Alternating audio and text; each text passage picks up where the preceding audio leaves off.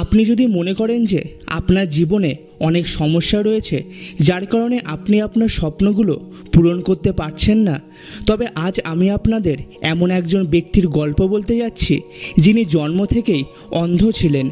সেই সঙ্গে তার পরিবারের আর্থিক অবস্থাও ভালো না থাকায় প্রতি পদে পদে তাকে সংগ্রাম করে যেতে হয়।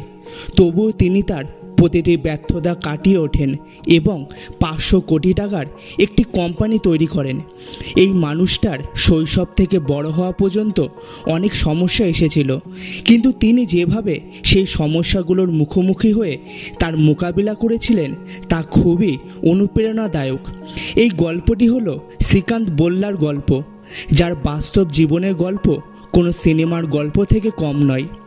শ্রীকান্ত 1919 সালের 1 জুলাই অন্ধ্রপ্রদেশের মাছলিপত্তনম শহরে জন্মগ্রহণ করেন।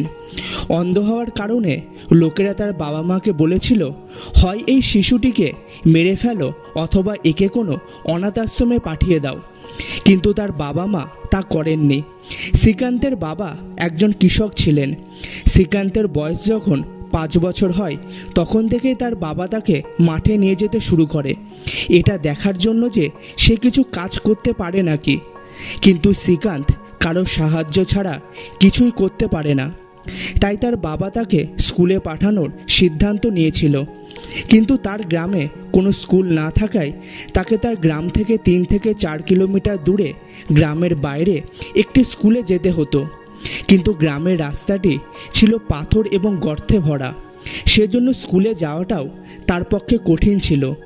কিন্তু তার কষ্ট এখানেই শেষ হয়নি, বরং এখান থেকেই শুরু হতে চলেছে তার কষ্ট। তার স্কুলের কেউ তার সঙ্গে কথা বলতো না এবং তার স্কুলের টিচাররাও জানতেন না যে একজন দৃষ্টিহীন শিশুকে কিভাবে পড়াতে হয়, তাই তারা তাকে একদম লাস্ট বেঞ্চে বসিয়ে দিত। এই সবের কারণে শ্রীকান্তের আত্মবিশ্বাস একেবারে ভেঙে যায়। এই ঘটনাটি যখন শ্রীকান্তের বাবা জানতে পেরেছিলেন তখন তিনি তার স্কুল চেঞ্জ করে এমন একটি স্কুলে ভর্তি করেছিলেন যেখানে তার মতোই শিশুদের পড়ানো হয়। সেখানে পড়তে পড়তেই শ্রীকান্ত চেস এবং ক্রিকেট খেলতে শিখে গিয়েছিল এবং তিনি অন্ধ্রপ্রদেশের ব্লাইন্ড ক্রিকেট টিমের সদস্য ছিলেন এবং সেই সঙ্গে তিনি একজন জাতীয় স্তরের দাবা খেলোয়াড়ও ছিলেন। এরপর ক্লাস 10-এর বোর্ডের পরীক্ষা আসে। তার স্কুলের টিচাররা পড়া রেকর্ড করে তাকে দিয়ে দিত। শ্রীকান্ত সেগুলো শুনে শুনে মুখস্থ করত এবং এইভাবেই সে ক্লাস 10-এর বোর্ডের পরীক্ষায় 90%-এরও বেশি নাম্বার পেয়ে পাশ করেন। কিন্তু এখানেই তার সমস্যা শেষ হয়ে যায়নি, বরং তার জীবনে আরও কিছু সমস্যা আসা বাকি ছিল।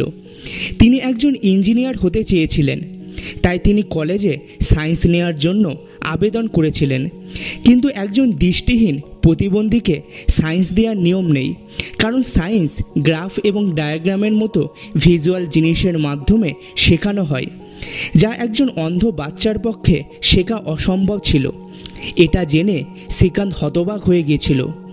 যার কাছে এই ব্যাপার নিয়ে তিনি সাহায্য চাইতে গিয়েছিলেন তারাই তাকে বলেছিলেন, একজন অন্ধ পড়াশোনা করে কি করবে, তার কাজ তো হলো স্টেশনে দাঁড়িয়ে ভিক্ষা করা।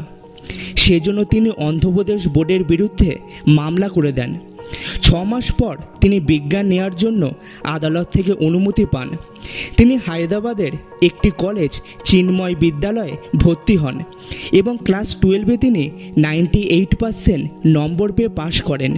এখন তিনি তার ইঞ্জিনিয়ার হওয়ার লক্ষ্য পূরণ করার জন্য তিনি এনআইটি এবং আইআইটির মতো কলেজে পড়তে চেয়েছিলেন, কিন্তু এখানেও তার আবেদন প্রত্যাখ্যান করা হয়।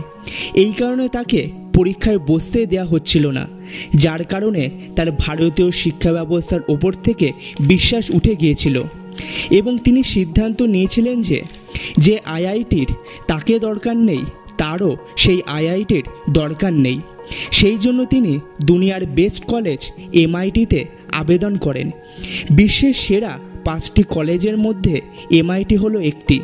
শ্রীকান্তের চমৎকার রেকর্ড দেখে তিনি এমআইটি থেকে একটি স্কলারশিপ পান এবং সেই সাথে সাথে তিনি এমআইটির ফার্স্ট ইন্টারন্যাশনাল ব্লাইন্ড স্টুডেন্ট হয়ে যান। এখানেও শ্রীকান্ত পড়াশোনার পাশাপাশি খেলাধুলায় অংশগ্রহণ করে। তিনি এমআইটির তীরন্দাজ এবং বেসবল দলে ছিলেন এসবের পাশাপাশি তিনি খুব ভালো সাঁতারু ছিলেন। তার এই যাত্রায় তার শিক্ষকরা এবং তার বন্ধুরা তাকে অনেক সাহায্য করেছিলেন। MIT থেকে পড়াশোনা শেষ করার পর তিনি অনেক নামি দামি কোম্পানি থেকে অফার পেতে শুরু করেছিলেন, কিন্তু সেগুলো সবই রিজেক্ট করেছিলেন, কারণ তিনি ভারতে যে সমস্যার মুখোমুখি হয়েছিলেন তা পরিবর্তন করতে চেয়েছিলেন, যাতে আর কোনো প্রতিবন্ধীদের সেই কষ্ট পেতে না হয় এবং তারা যাতে একটা প্ল্যাটফর্ম পেতে পারে যেখানে তারা তাদের প্রতিভা দেখাবে। এই কারণে তিনি 2010 সালে ভারতে ফিরে আসেন এবং তিনি প্রতিবন্ধীদের জন্য চাকরির সুযোগ তৈরি করতে চেয়েছিলেন। এই জন্য তিনি 2011 সালে বেলি প্রিন্টিং প্রেস তৈরি করেন সেই সব মানুষদের জন্য যারা অন্ধ ছিলেন। এটির নাম ছিল সমন্বয় সেন্টার। এখানে দরিদ্র প্রতিবন্ধী শিশুরা শিক্ষা এবং আর্থিক সাহায্য দুটোই পেত। এরপর পরের বছর অর্থাৎ 2012 সালে তিনি বোল্যান্ড ইন্ডাস্ট্রিজ নামে একটি রিসাইকেলিং কোম্পানি তৈরি করেন, যেখানে পৌরসভার বজ্র এবং খারাপ কাগজ থেকে পরিবেশ বান্ধব পুনর্ব্যবহারযোগ্য কাগজের প্লেট তৈরি করা হতো। এছাড়া তারা খেজুর পাতা ব্যবহার করে বিলাসবহুল ডিনার প্লেট তৈরি করত। তিনি অনেক প্রতিবন্ধীকে এই প্রতিষ্ঠানে কাজের সুযোগ করে দেন। এই কোম্পানিতে প্রথম বিনিয়োগ করেছিলেন ডক্টর APJ আব্দুল কালাম। কিন্তু এত কিছুর পরেও শ্রীকান্তের সমস্যা কমেনি, কারণ একটি ম্যানুফ্যাকচারিং কোম্পানি চালানো খুবই কঠিন ছিল। তাই প্রথম দিন থেকেই তার কোম্পানিতে সমস্যা দেখা দিতে শুরু করে। কিন্তু একটা বিজনেস অনুষ্ঠানে তার এমন এক ব্যক্তির সঙ্গে দেখা হয় যিনি শ্রীকান্তের জীবনে একটি বড় ভূমিকা পালন করেন। তিনি হলেন রবি মন্থা। তিনি পরিচালক এবং আর্থিক উপদেষ্টা হিসাবে বোল্যান্ড ইন্ডাস্ট্রিজে যোগদান করেন। তিনি আসার পর বিনিয়োগ প্রতি মাসে প্রায় 20% হারে বাড়তে থাকে। রতন টাটাও শ্রীকান্তের এই রকম কাজে খুব অনুপ্রাণিত হন। সেজন্য তিনি বোল্যান্ড ইন্ডাস্ট্রিজে 2016 সালে 13 কোটি টাকা বিনিয়োগ করেন। আজ বোল্যান্ড ইন্ডাস্ট্রির 10টি প্ল্যান্ট রয়েছে এবং তাদের টার্নওভার প্রায় 400 থেকে 500 কোটি টাকা।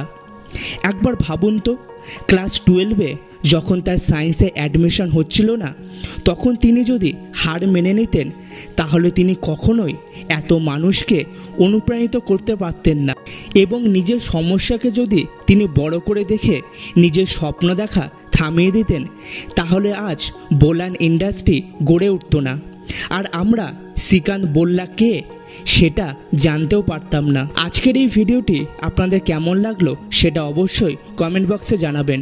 ভিডিওটি ভালো লাগলে ভিডিওটিকে লাইক, শেয়ার এবং চ্যানেলটিকে সাবস্ক্রাইব করে দেবেন।